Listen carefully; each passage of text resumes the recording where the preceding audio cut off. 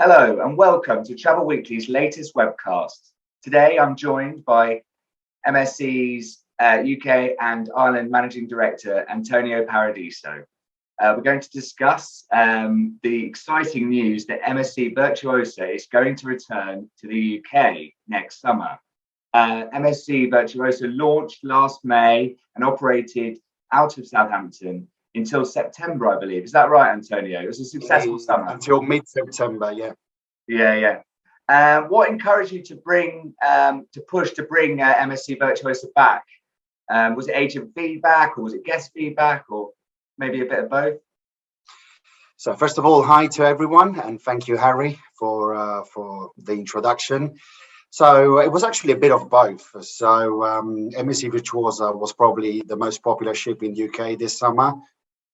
She was the first one, to set sail from the UK after 18 months of, agony. We all know what happened in the world. So, it soon became, the people's favorite ship, So we've received some really good feedback from the customers. They literally fell in love with the ship.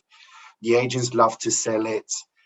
And, we felt that we had achieved something, this summer. So despite all the challenges, the adversities, the obstacles, this summer has been particularly challenging, as you know. It's been, a really successful season. And, only last week she was, MSC Virtuosa was christened in Dubai.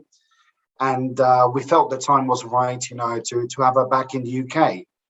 And I'm particularly delighted because Virtuosa will be performing some brand new itineraries, exciting itineraries. And I genuinely believe it's the best offering that MSC has ever had from the UK. We've never had such it's the biggest ever program, isn't it?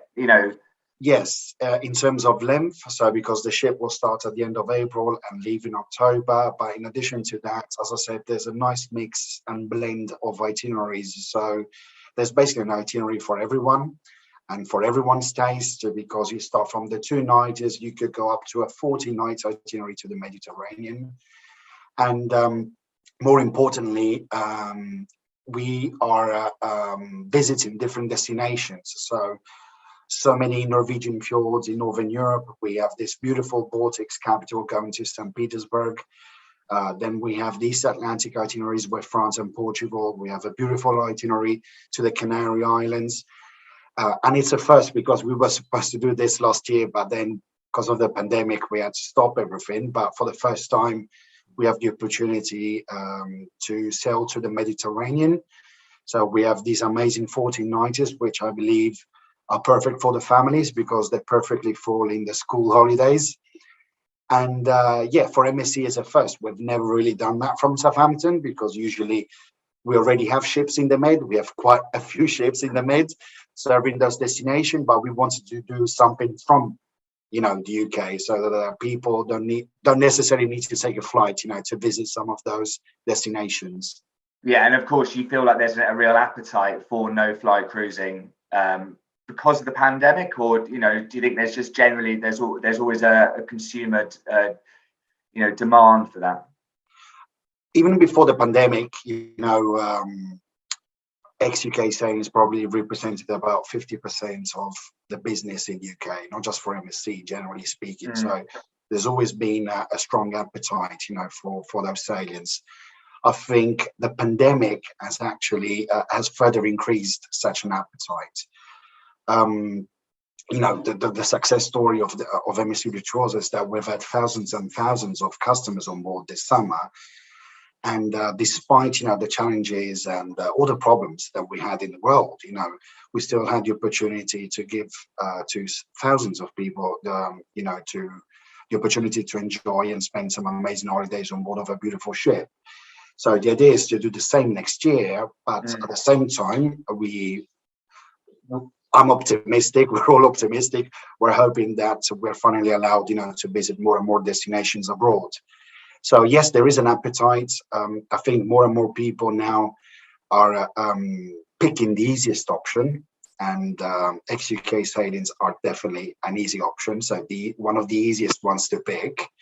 And I generally believe it's an hassle-free, experience, because we all know every time now that you need to board the plane, you need to do tests, and then PCRs or antigen tests, fill out passenger locator forms, etc., etc., etc. So, and everything is always subject to the updated regulations. One day the countries are red, then there's still a bit of uncertainty, let's be honest, and this pandemic is not going away anytime soon. So we need to learn to live with it, and try to provide our customers the best possible experience in what we believe it's a hassle-free, environment. We've just launched this summer, so the idea is probably in January to announce, which ship is going to be based in UK during the winter season.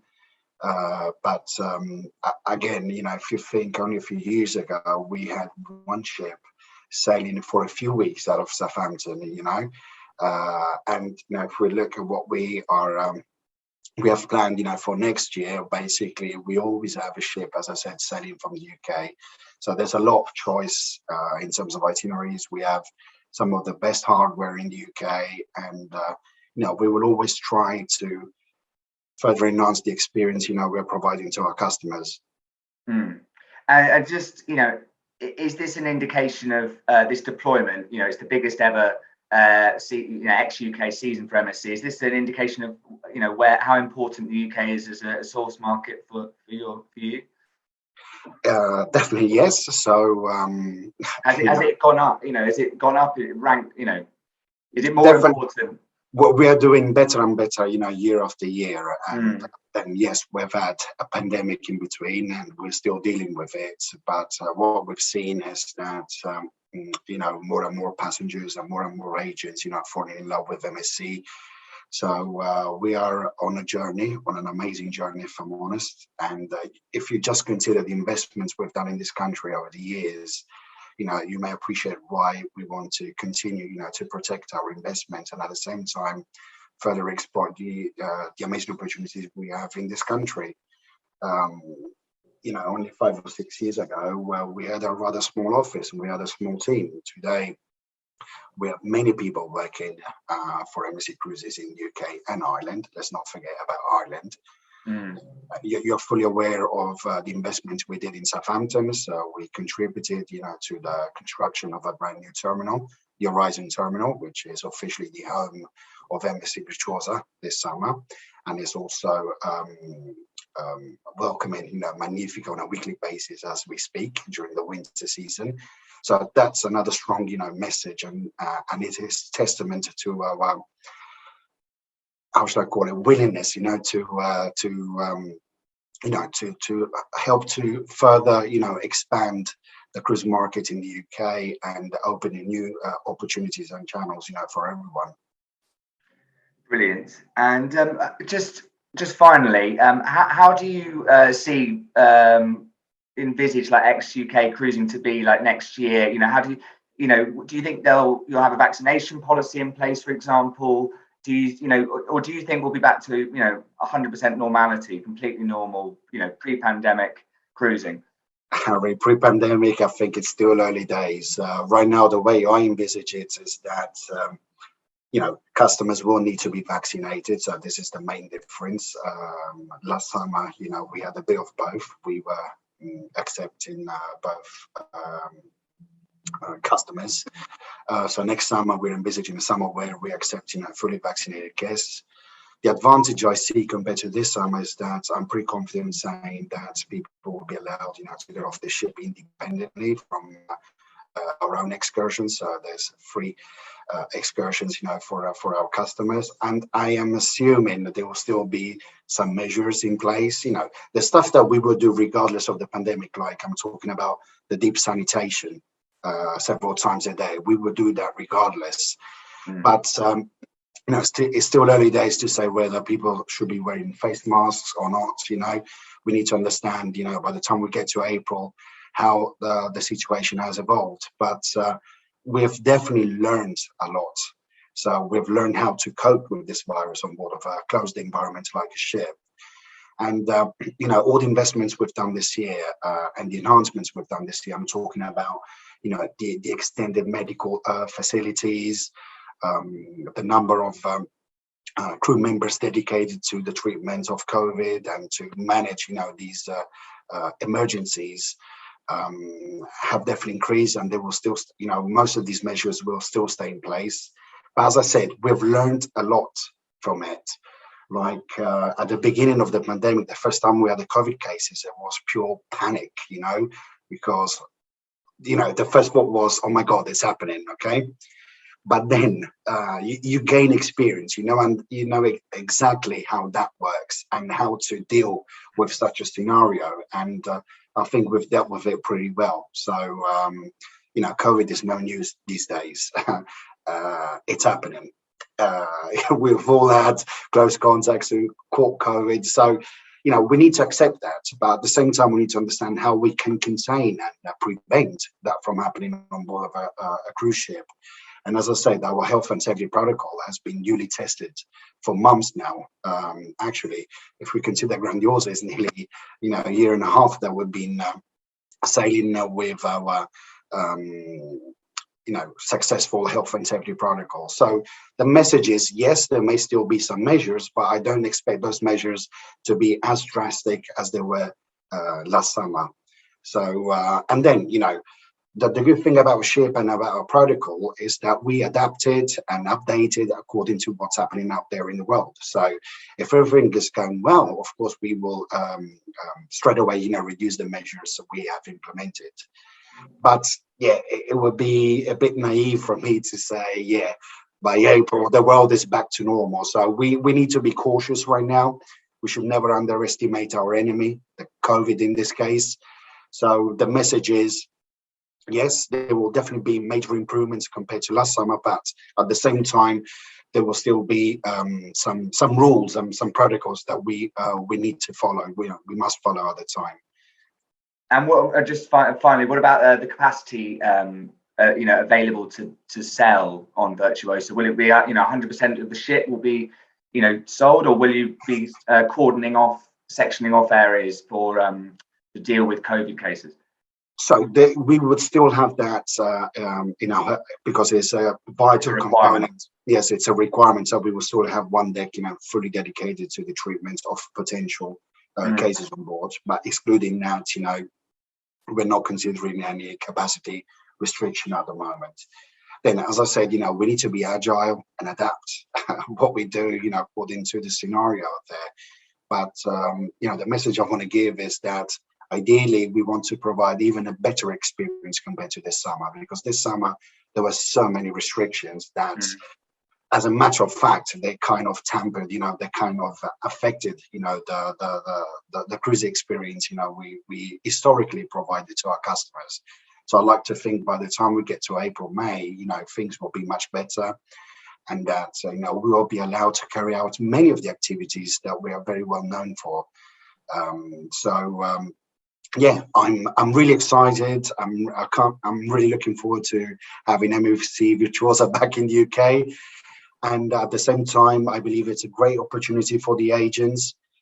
Please allow me to say that we have recently launched the new modules for our MSC Masters, so the training platform for our agents, and there's a specific chapter dedicated to MSC Virtuosa. So for those few who still don't know about Virtuosa, because I can tell you that the vast majority of the agents are pretty familiar with the ship. So for those few who haven't had the opportunity to experience the ship yet, please spend some time, learning more about MSC Virtuosa.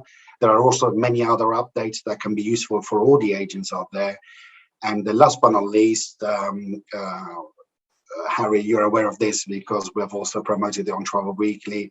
2 weeks ago, we've also launched a brand new competition for our agents, the MSC Agents League, which is done in partnership with Chelsea Football Club. So basically, every time an agent makes a booking, they score a goal. And according to the amount of goals they have, the more opportunities they have, to get free tickets, and hospitality, to enjoy a Chelsea game at the bridge, Stamford Bridge.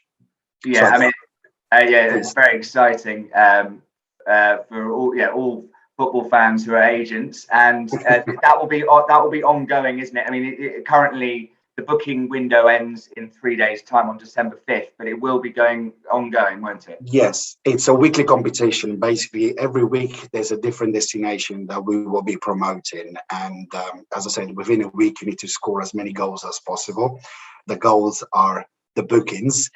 And as I said, we've had a really nice mix of agents attending the last 2 Chelsea games. And it's not just the big guys. We've seen many winners coming from the retail. It's really exciting. And as I said, every week we will start from scratch. There's lots of tickets available. So the chance of winning such tickets, is very, very high as long as you keep on booking. And as I said, it's been really, really successful so far. I mean, as we've already spoken about on these webcasts, there have been you've attracted a lot of new to cruise passengers. Has trade distribution widened? You just touched on the fact that you've got a nice mix of people coming to Chelsea matches who may have engaged with the line or made bookings with MSC. But is your trade distribution widened during the last sort of 18 months? Indeed, it has. I also believe that when you're sailing products from the UK, automatically you have access to a wider distribution because there's no packaging involved, basically. So it's a cruise only product, and I genuinely believe that's much easier to sell. As long as you're familiar with the ship and know exactly what's included in the customer's package, it's an easy sell. And it's really hard not to sell a beautiful ship like Virtuosa. So the temptation is always there, and the opportunity grows day after day. So that's why I believe automatically your distribution has increased. Especially when a ship is spending so much time in the UK performing so many different itineraries, you may appreciate why she's so popular. So that's one of the explanations why we've seen a slightly different mix from the usual. And then, with this pandemic, you may appreciate not everyone wants to take the responsibility, to create and fly and cruise packages because, things are changing quite rapidly. So we also have fly and cruise packages, and that will always be a strong proposition by MSC Cruises. But as I said, I believe Virtuosa represents a massive opportunity for all the agents out there. Because, if they believed in us this summer, where honestly the size of the challenge was huge. Okay, I don't see why we shouldn't be optimistic about next summer. We are more confident, we are more comfortable. We've been through all the different stages of this pandemic. We've had some really bad days. We had to live with the traffic light system. So I like to think that we have the right experience now to deal with any possible outcome. And I think the trade community has proven time and time again that, they are very resilient people. They are very agile. They know how to adapt themselves. And, after nearly 2 years, we're all here still trying, to fight for our business and to provide our customers, with the best possible holidays. So that's, the trade is strong, and we will continue to fight until finally this COVID will go away and we can go back to our normal lives and go to the pre-pandemic, environment. Yeah, it's a wonderful opportunity for agents, and I think that let's leave it there because with Virtuosa's coming next year, and we're overjoyed, and the trade will be overjoyed.